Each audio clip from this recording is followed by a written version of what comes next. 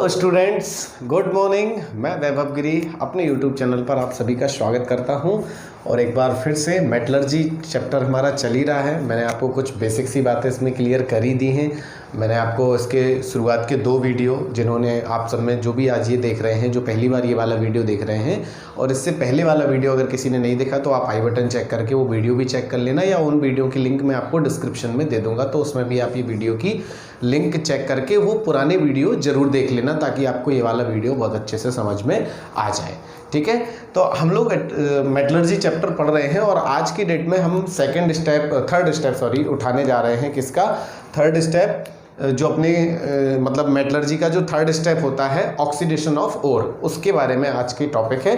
देखिए, आज का वीडियो बहुत छोटा होने वाला है, लेकिन आज मतलब छोटा वीडियो ज़रूर है, लेकिन टॉपिक को छोटा मत समझिएगा आप। टॉपिक इतना गंभीर है, टॉपिक इतना ज़्यादा मोस्ट इंपॉर्टेंट है कि आपका कोई भी बोर्ड हो, स्टेट बोर्ड हो या एमपी बोर्ड हो, मतलब कोई भी स्टेट का आपका बोर्ड हो या सीबीएसई बोर्ड हो, इस टॉपिक से जो मैं आज वीडियो बनाने वाला हूँ, इस टॉपिक से 100% कोई ना कोई क्वेश्चन जरूर आता है। मतलब बहुत रेयर केस होता है कि इस टॉपिक से क्वेश्चन ना आए, अदरवाइज आता ही है। तो देर ना करते हुए स्टार्ट करते हैं। टॉपिक क्या है अपना? टॉपिक है ऑक्सीडेशन ऑफ ओर। अब ऑक्सीडेशन कैसे किया जाता है, ऑक्सीडेशन क्यों किया जाता है, कैसे किया जाता है, सारी डिटेल इसके बारे में आज मैं आपको बताऊंगा। तो 2 विधियों से अपना ऑक्सीडेशन हम कर सकते हैं। एक होता है कैल्सिनेशन और एक होती है रोस्टिंग। ठीक है, कैल्सिनेशन मीन्स निस्तापन एंड रोस्टिंग मीन्स भर्जन। आप लोगों ने बहुत अच्छे से हाई स्कूल वगैरह में पढ़ रखा होगा ये सारी चीज़ें। फिर भी जिन्होंने नहीं पढ़ा है या जो इंटर में मतलब पहली बार पढ़ रहे हैं, वो बहुत अच्छे से सुने। आपको अभी बहुत शॉर्ट टाइम में बहुत अच्छे से समझ में आ जाएगा। बस आप लोग वीडियो देखना जारी रखें।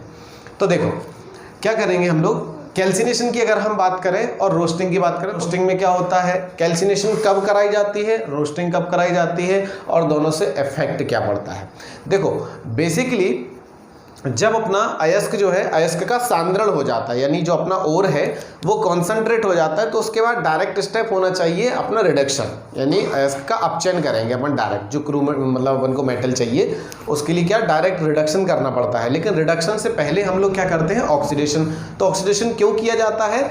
देखो, ऐसा माना जाता है कि ऑक्साइड ओर से यदि हम रिडक्शन करके किसी मेटल को प्राप्त करें, ऑक्साइड ओर से, यानी जो अपना अयस्क है वो ऑक्सीजन होना चाहिए उसमें सॉरी, तो ऑक्साइड ओर से ही अगर हम अपना मेटल प्राप्त करें तो उसमें खर्चा कम आता है और मेटल ज़्यादा निकल जाता है ऑक्साइड ओर से। तो हमारे ऑक्सीडेशन का मतलब यही होता है कि कोई भी ओर हो, किसी भी तरीके का ओर हो, लेकिन वो किस में बदल जाए, ऑक्साइड ओर में कन्वर्ट हो जाए। इसलिए हमें क्या करना पड़ता है, ऑक्सीडेशन करना पड़ता है। तो चलिए समझते हैं किस तरीके से हम ऑक्सीडेशन करते हैं। बात करें अगर हम कैल्सिनेशन की, तो कैल्सिनेशन हमेशा वायु की लिमिटेड प्रेजेंस में, या यूं कहें कि वायु की प्रेजेंस में नहीं कराया जाता है। या तो बहुत कम सप्लाई होनी चाहिए ऑक्सीजन की, या होनी ही नहीं चाहिए। ठीक है ना, यानी वायु की अनुपस्थिति में, एयर की एब्सेंस में क्या कराया जाता है, कैल्सिनेशन। कैल्सिनेशन कैसे कराया जाता है, एयर की एब्सेंस में, यानी वायु जहां ना हो वहां कराया जाता है कैल्सिनेशन। अगर लेकिन बात करें हम रोस्टिंग की, तो रोस्टिंग वहां कराई जाती है जहां वायु उपस्थित हो, यानी रोस्टिंग में हमेशा हम अपने ओर को वायु की प्रेजेंस में हीट करते हैं। मेन डिफरेंस समझना। कैल्सिनेशन में क्या करते हैं कि अपने ओर को वायु की एब्सेंस में, एयर की एब्सेंस में क्या करते हैं, यानी अनुपस्थिति में गर्म करते हैं। जबकि अगर हम बात करें रोस्टिंग की, यानी भर्जन की, तो भर्जन में क्या करते हैं, हम अपने ओर को वायु की प्रेजेंस में हीट करते हैं। राइट, तो पहला डिफरेंस तो हो गया ये। नंबर दूसरे डिफरेंस की बात करें तो कैल्सिनेशन हमेशा की जाती है किसकी, आपके कार्बोनेट ओर की और हाइड्रोक्साइड ओर की। यानी अगर अपने ओर में कार्बोनेट है, CO3, जैसे MgCO3 magnesium carbonate, CaCO3 calcium carbonate, है ना। तो इस तरीके से कार्बोनेट ओर हो या फिर हाइड्रोक्साइड, यानी कि AlOH का होल थ्राइस एल्यूमिनियम हाइड्रोक्साइड, है ना, MgOH का होल थ्राइस मैग्नीशियम हाइड्रोक्साइड, इस प्रकार के ओर हैं, तो हमें कराना है क्या, कैल्सिनेशन करानी है। लेकिन रोस्टिंग हमेशा कब कराते हैं, रोस्टिंग हमेशा हम कराते हैं जब अपना ओर जो है वो सल्फाइड ओर होता है, जैसे PbS, है ना, जैसे ZnS, जैसे CuFeS2, जैसे FeS। इस तरीके से यदि अपना सल्फाइड ओर है तो हम कराएंगे क्या, सल्फाइड ओर के लिए हमेशा कराते हैं हम रोस्टिंग। जबकि कार्बोनेट ओर हो या फिर हाइड्रोक्साइड ओर हो तो उसके लिए कराई जाती है, आपको क्या कराना उसके लिए, मतलब कैल्सिनेशन करानी है। ठीक, दूसरी बात मैं आपको एक शॉर्ट ट्रिक और बता देता हूँ। जब भी आपके ओर में यदि ऑक्सीजन ऑलरेडी प्रेजेंट है, अगर आपके ऑक्सीजन है मतलब ओर जो है, ओर में ऑलरेडी ऑक्सीजन है, फॉर्मूले में उसके ऑक्सीजन आपको लिखा दिख रहा है, तो समझ जाना ऑलरेडी ऑक्सीजन है तो कराएंगे हम कैल्सिनेशन, और यदि ऑक्सीजन नहीं है अपने ओर में तो कराएंगे हम रोस्टिंग।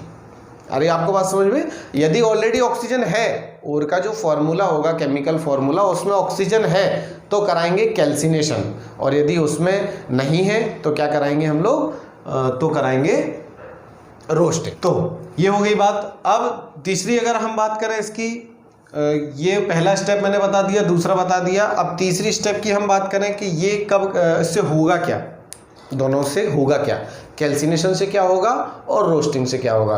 तो दोनों ही कंडीशन में खास बात ये होती है कि देखो, हमने जब ओर का कॉन्सेंट्रेशन किया, सांद्रण किया, तो सांद्रण के टाइम मैंने आपको कई सारे मेथड बताए थे, जैसे ग्रेविटी सेपरेशन मेथड मैंने आपको बताया था, है ना, जैसे मैंने आपको मैग्नेटिक सेपरेशन मेथड बताया था, या मैंने आपको फ्रोथ फ्लोटेशन मेथड बताया था। तो इन सब में क्या होता था, अपना जो ओर है उसमें नमी आ जाती है हल्की फुल्की, क्योंकि जल की धारा के साथ धोएंगे या मान लो किसी भी तरीके से उसमें क्या आ जाती है नमी आ जाती। तो चाहे आप कैल्सिनेशन कराओ चाहे रोस्टिंग कराओ, सबसे पहला काम तो क्या है कि जो नमी आ गई है वो नमी कैसी हो जाती?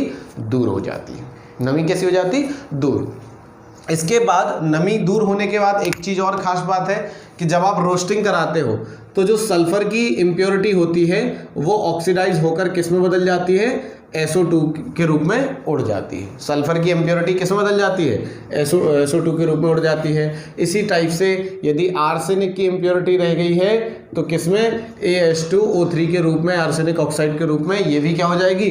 उड़ जाएगी। यदि मान लो एंटीमनी की कोई रह गई है इम्प्योरिटी तो वो Sb2O3 के रूप में क्या हो जाएगी? ऊपर उड़ जाएगी। तो इस प्रकार से इम्प्योरिटी वगैरह ये कैसी हो जाती है? ऊपर उड़ जाती है। और मैं अगर थोड़ी सी और इसकी डिटेल में बात करूं तो दोनों का मैं आपको एग्जांपल समझा दे रहा हूं कि किस तरीके से, अगर हम बात करें कैल्सिनेशन में, तो कैल्सिनेशन का एग्जांपल कुछ इस तरीके से कि मैंने आपको बताया कैल्सिनेशन में क्या होता है कि कार्बोनेट या फिर हाइड्रोक्साइड। तो अगर बात करें कार्बोनेट की, मान लो MgCO3, मैग्नीशियम कार्बोनेट अपना क्या है?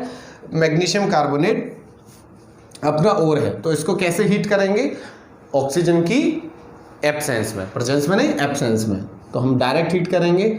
डायरेक्ट हीट करेंगे तो अपना जो ओर होता है, अब ये कार्बोनेट ओर है, ये किस में चेंज हो जाएगा? ऑक्साइड ओर में। ऑक्साइड ओर में मतलब MgO, मैग्नीशियम ऑक्साइड में कन्वर्ट हो जाएगा, बाकी जो कार्बन डाइऑक्साइड गैस है वो ऊपर उड़ जाएगी। सेम इसी तरीके से यदि अपने पास में कैल्शियम कार्बोनेट है तो कैल्शियम कार्बोनेट को हम लोग हीट करेंगे तो ये कैल्शियम ऑक्साइड में कन्वर्ट हो जाएगा और साथ में CO2 गैस अपनी क्या हो जाएगी? निकल जाएगी। तो ये किस में होता है?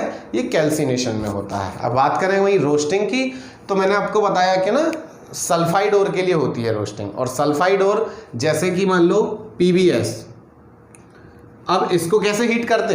इसको एयर की प्रेजेंस में हीट करेंगे।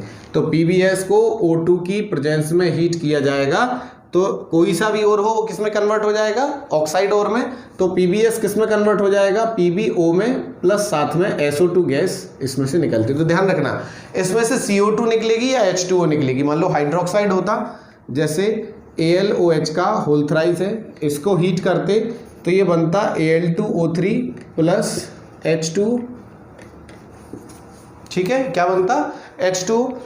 तो या तो यहाँ से H2O निकलेगा या फिर CO2 निकलेगा कैल्सिनेशन में, लेकिन वहाँ हमेशा क्या निकलेगा?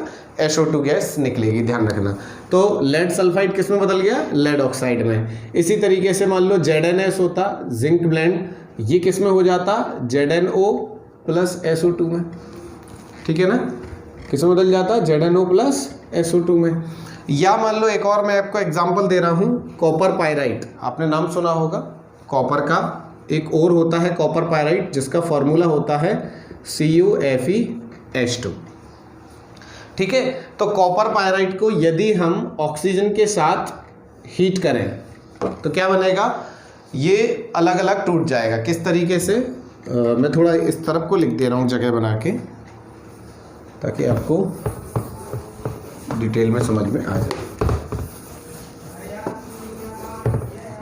तो जैसे मान लो आपका है CuFeH2, इसको ऑक्सीजन के साथ आपने हीट किया तो किस में कन्वर्ट होगा? ये ये बन जाएगा Cu2S, यानी पहले सल्फाइड ओर में कन्वर्ट होगा, ये FeS में और साथ में SO2। मैं बैलेंस नहीं कर रहा, बैलेंस आप लोग अपने मन से करना। SO2 गैस क्या हो जाएगी, यहाँ से निकल जाएगी। फिर ये जो Cu2S है, ये Cu2S फिर से ऑक्सीजन, बची हुई ऑक्सीजन के साथ रिएक्शन करके सल्फाइड ओर है ना, किस में चेंज हो जाएगा, ऑक्साइड ओर में, यानी Cu2O प्लस SO2 यहाँ भी निकल जाएगी। और ये जो FeS है, तो ये FeS फिर से ऑक्सीजन, बची हुई ऑक्सीजन के साथ रिएक्शन करके FeO प्लस SO2, यानी कुल मिला के अपना जो ओर है वो ऑक्साइड ओर में कन्वर्ट हो गया। जो इम्प्योरिटी थी वो गैस के रूप में निकल गई, जो ओर में नमी वगैरह थी वो नमी भी हट गई। तो आपसे पूछा जा सकता है कई बार, what is the difference between calcination and roasting.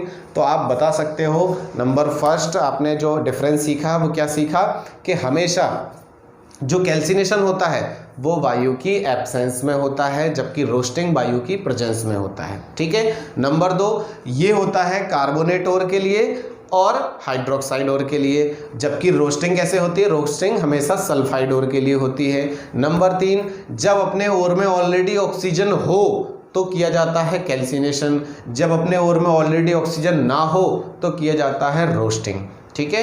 Calcination, roasting, कुछ फ़र्क है, इसमें भी वही काम होता है। एक सिमिलरिटी है कि दोनों से इम्प्योरिटी और नमी दूर होती है, और फाइनली अपना जो ओर है वो ऑक्साइड ओर में कन्वर्ट हो जाता है। इससे भी हो जाता है और इससे भी हो जाता है। तो ये मैंने आपका बहुत छोटा सा, मैंने पहले ही बोला था कि वीडियो है, लेकिन बहुत इंपॉर्टेंट है, इसको आप बहुत अच्छे से समझें। और इसके बाद नेक्स्ट वीडियो में मैं आपको ओर के रिडक्शन के ऊपर बात करूँगा।